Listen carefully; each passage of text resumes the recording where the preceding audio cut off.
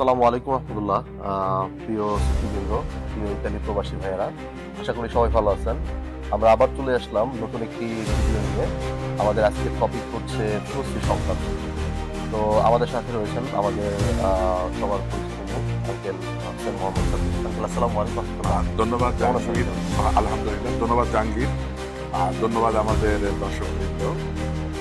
তো আজকের কি তোমার প্রশ্নের প্রশ্ন? হ্যাঁ, আমি এখন শুরু করবো আঙ্কেল। যেহেতু অলরেডি প্রস্তুতির আবেদনগুলা শেষ, অনেকের ন্যূনতাও উঠতেছে এবং আরো সামনে হয়তো উঠবে, তো এই বিস্তারিত আপনার কাছে কিছু প্রশ্ন থাকবে। তো প্রথম প্রশ্নটি হচ্ছে আঙ্কেল, ন্যূনতা তো আর কতদিন পর্যন্ত উঠবে বা কতগুলো অনুষ্ঠান সেটা ঠিক নাই, যেগুলা আসছে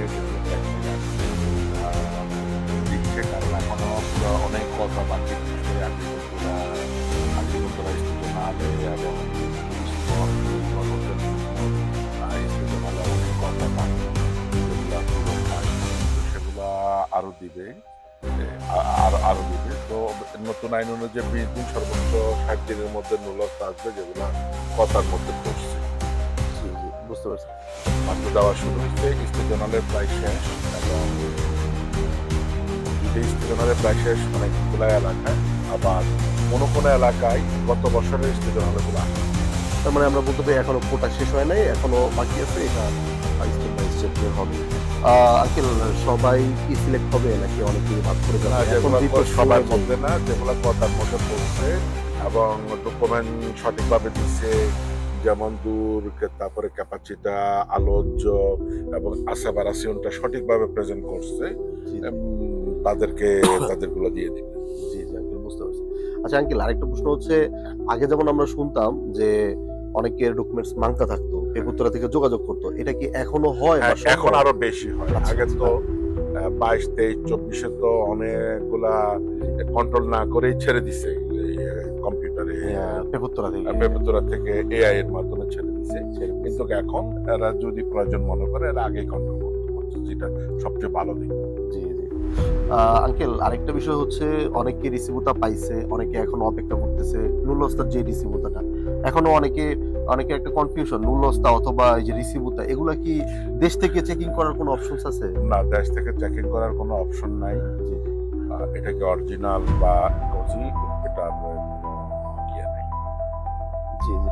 ওকে আঙ্কেল, আরেকটা প্রশ্ন হচ্ছে যে যারা এখনো নুলস্তা পায় নাই, তাদের বিষয়ে একটু যদি পরামর্শ দেন। নুলস্তা তো মাত্র এখনো দেওয়া শুরু হইতেছে আপনার? শুরু হচ্ছে, যে এখনো তো শেষ হয় না, শেষ বলতে কিছু নেই। আচ্ছা, নুলস্তা উঠার পরে যে প্রসেস গুলা, ওইটা কি হবে আঙ্কেল? নুলস্তার ওঠার পরে বাংলাদেশের, যেহেতু বাংলাদেশের ভিত্তিতে আমরা কথা বলছি, বাংলাদেশে পাঠাবে। জি জি। বাংলাদেশে পাঠিয়ে যেই সেক্টরের এক্সপিরিয়েন্স সার্টিফিকেট লাগবে সহ আগে অনলাইনে রেজিস্ট্রেশন করবে। বেটার হয় যে কোনো একটা এক্সপার্টের মাধ্যমে, বাংলাদেশে অনেক এক্সপার্ট আছে, এক্সপার্টের মাধ্যমে অনলাইনে বিএসএফ এর অনলাইনে রেজিস্ট্রেশন করবে। রেজিস্ট্রেশন করে টাকা পেমেন্ট করবে। টাকা পেমেন্ট করার পরেই এক্সপিরিয়েন্স সার্টিফিকেট সহ জমা দিবে। আঙ্কেল, নুলস্তার সাথে কি কি ডকুমেন্টস দিতে হয়, মানে মালিক পক্ষ থেকে, ইতালি থেকে কি কি ডকুমেন্টস? ইটালি থেকে তেমন কোনো ডকুমেন্টস, কোনো শুধু নুলস্তাটাই ইম্পর্টেন্ট। আমরা যদি পাসপোর্ট, বলি এখন অনলাইনে আগে কন্ট্রোল করে ফেলে, যখন আপনি বিএসএফ এর রেজিস্ট্রেশন করবেন, রেজিস্ট্রেশনের মধ্যেই আপনি কন্ট্রোলটা করে ফেলে।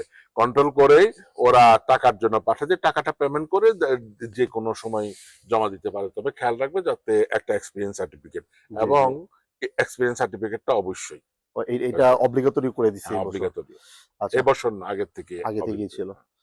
ওকে আঙ্কেল, অসংখ্য ধন্যবাদ আপনার প্রশ্নের উত্তরগুলো দেওয়ার জন্য। সবাইকে অসংখ্য ধন্যবাদ আমাদের ভিডিও দেখার জন্য। আসসালামু আলাইকুম রহমতুল্লাহ। আমরা দ্বিতীয় পর্ব নিয়ে আবার চলে আসবো ইনশাল্লাহ।